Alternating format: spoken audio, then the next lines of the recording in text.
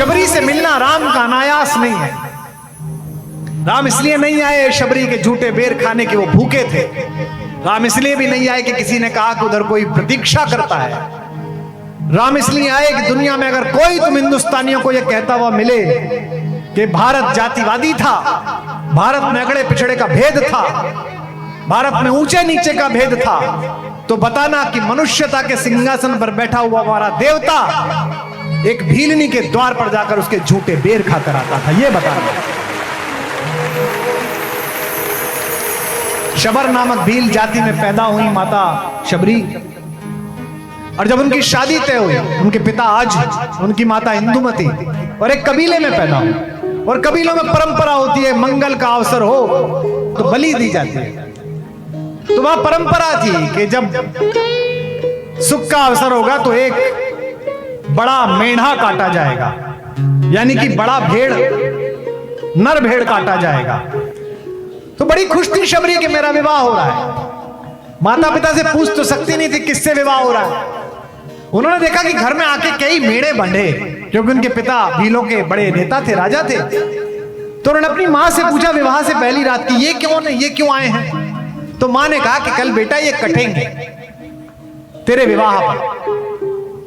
शबरी को लगा कि मेरे आनंद के लिए इसके आनंद की हत्या, ये खेलता हुआ कितना सुंदर लग रहा है, कितना अच्छा बोल रहा है, कैसे अपने सींगों से दीवार खुरच रहा है, पेड़ में झोंक मार रहा है। शबरी ने सोचा अगर मैं विवाह ना करूं तो ये 100 मेढ़े बच सकते हैं, ये 100 भेड़ बच सकती हैं।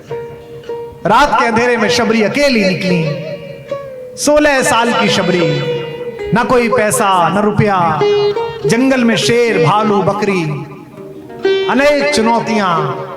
लेकिन शबरी के मन में एक चीज थी जिससे बड़े बड़े विपत्तियां पराजित हो जाती हैं, जिसका प्रयोग गांधी ने भी किया, जिसका प्रयोग भगवान महावीर ने भी किया, जिसका प्रयोग अलैहिस्सलाम इमाम हुसैन ने भी किया, और उसका नाम था अहिंसा। शबरी हिंसा के खिलाफ शबरी निकली और चलती गई 2-3 दिन। जंगल में देखा कि एक आश्रम है नदी के किनारे,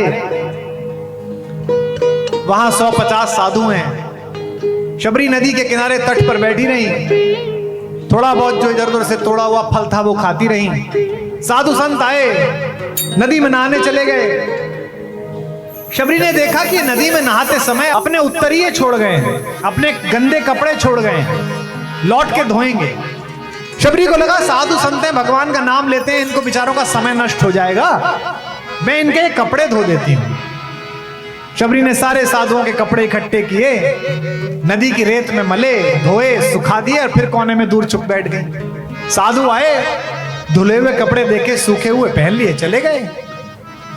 ये क्रम सालों साल चलता। उन साधुओं के जो गुरु थे मतंग ऋषि, एक दिन उन्होंने शबरी को बुलाया और कहा कि बिटिया तू कौन है जो पिछले 12-13 वर्षों से घाट साफ करती है, हमारे कपड़े साफ कर देती है, हमारी अर्चना के लिए फूल तोड़कर रख देती है, नहाने के बाद हमें भूख लगेगी तो इसलिए पेड़ों से बेर तोड़ के फल तोड़ के रख देती है। तो उन्होंने कहा कि मैं तो एक सामान्य भीलनी की बेटी हूं, आप लोग भगवान की प्रार्थना में लगे हुए हैं, यही मेरा सौभाग्य है कि मैं आपके दर्शन कर रही हूं, मुझे लगा यही करके मैं भक्ति कर सकती हूं तो मैं ऐसा कर रही हूं। मैं तो भगवान को जान भी नहीं सकती, आप सब तो भगवान को जान रहे हैं। मतंग ऋषि ने कहा कि बेटा मुझे पता नहीं कि मैं भगवान को जान पाया है, नहीं जान पाया, पर मैं अब शरीर छोड़ने वाला हूं कुछ दिन में, मेरी मृत्यु निकट है। पर ये मेरे ये हजारों शिष्य बैठे हैं, उनके सामने मैं तुझसे कह रहा हूं, किसे भगवान मिलेंगे या किसे नहीं मिलेंगे मुझे नहीं पता, पर तू यहीं बैठी रहना, तू भगवान को ढूंढने मत जाना, भगवान ढूंढता हुआ तुझे यहां आएगा। आपने वो दृश्य देखा कि त्रैलोक्य का स्वामी अपने भाई के साथ यहां आया और मां ने उसे बेर खिलाए चख कर। शबरी के पास राम को देने के लिए क्या था? राम के पास तो देने के लिए बहुत था। एक फिल्म आई थी पीछे, करण अर्जुन, जब एक फिल्मी पटकथा की एक नायिका में इतना आत्मविश्वास है, जिस पर भरोसा कर लेते हो तुम और हम में से तुम में से कितने पूछने गए ये क्या बेवकूफी हुई, मर गए दोबारा आ गए। इस पे संशय नहीं है मूर्खों को, इस पर संशय है कि शबरी ने प्रतीक्षा की तो राम आए होंगे। अगर प्रतीक्षा शबरी जैसी हो तो राम ना हो तो जन्म लेकर आना पड़ता है राम।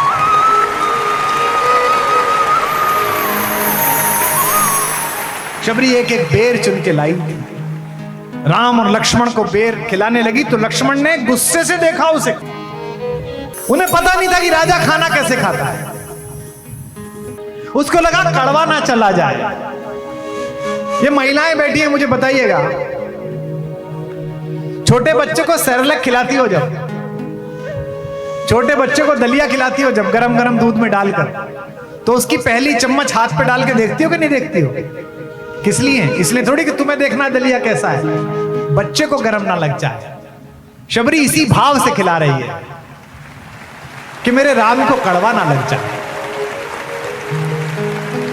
उन्हें पता ही नहीं कि तरीका कैसा है। राम ने तो लपक के खा लिया कि अमृत मिल रहा है खा लो, मां खिला रही है। लेकिन लक्ष्मण थोड़े संशय करते हैं, उनको लगता है कि भाई की इमेज खराब नहीं होनी चाहिए, भाई मेरे भगवान हैं। तो जैसे ही लक्ष्मण को बेर दिया तो लक्ष्मण ने 2-4 बेर पीछे फेंक दिए। अब लक्ष्मण जैसा व्यक्ति हो तो बेर भी कहां फेंके होंगे, बेर में इतनी गति को हिमालय पर जाकर पड़े। दक्षिण की एक राम कथा में उल्लेख आता है कि शबरी के जूटे बेरों की गुठली जो हिमालय पर जाकर पड़ी, उसी गुठली से संजीवनी पैदा हुई, जिससे मूर्छा लक्ष्मण की वापस। कितना सुंदर संयोग है कि लक्ष्मण ने जो बेर फेंके वो बाद में लक्ष्मण के काम आए। ना लक्ष्मण बेर फेंकते, ना संजीवनी पैदा होती, ना वो मूर्छा से वापस आते। लोकमानस के चित्र में जो ये मूर्ति है यही सबसे महत्वपूर्ण है। शबरी को तो पूजा करनी भी नहीं आती, वो पूछती है कही विधि स्तुति करो तुम्हारी, मैं तुम्हारी पूजा किस तरह करूं। अधम जाति में जड़मति भारी, अधम ते अधम अति नारी, तिने मैं मतिमंद अघारी। उनमें भी मैं मतिमंद हूं, मूर्ख हूं भगवान, मैं पूजा नहीं जानती। भगवान ने क्या कहा उसे? अकेला दुनिया में पात्र, जिसे भगवान ने शिक्षा दी। शबरी शुद्ध भक्ति का प्राचीनतम प्रतीक है। राम दलितों को सम्मान दे रहे हैं, ऐसा नहीं है। उनके परिवेश में चारों तरफ जो लोग हैं वे भी दलितों को गले लगा रहे हैं। सप्तऋषियों में से एक उनके गुरु वशिष्ठ, वे भी निषाद का जब परिचय पाते हैं तो उसे आगे बढ़कर गले लगाते हैं। निषाद बेचारा दूर से प्रणाम करता है। प्रेम पुलक केवट कही नामू, कीन दूर से दंड प्रणामू। केवट को लगता है दूर से प्रणाम कर। राम निषाद को निकट बैठाकर कुशल क्षेम पूछते हैं। सहज स्नेह विवश रघुराई, पूछी कुशल निकट बैठाई। निकट बैठाकर भरत भी निषाद को गले लगा रहे हैं। ये पहली बार नहीं हो रहा, लेकिन शबरी के साथ दूसरे तरह का संबंध है। अथर्ववेद में लिखा गया है सहभक्षा श्याम, हम एक साथ खाना खाएं। और अथर्ववेद में लिखा गया है कि समानी प्रपा, हम एक कुएं से पानी पिए। समानी प्रपा, एक कुएं पर पानी पिए, ये राम कह रहे हैं, अथर्ववेद कह रहा है, विश्व भर के लोग। शबरी के बेर खाने वाला राम ये कह रहा है। इसीलिए मैं कहता हूं कि इंसानियत ने जितने सपने देखे हैं, मनुष्यता ने जितने भी स्वप्न देखे हैं, उनमें सबसे महत्वपूर्ण और सबसे सुंदर सपना राम का सपना है।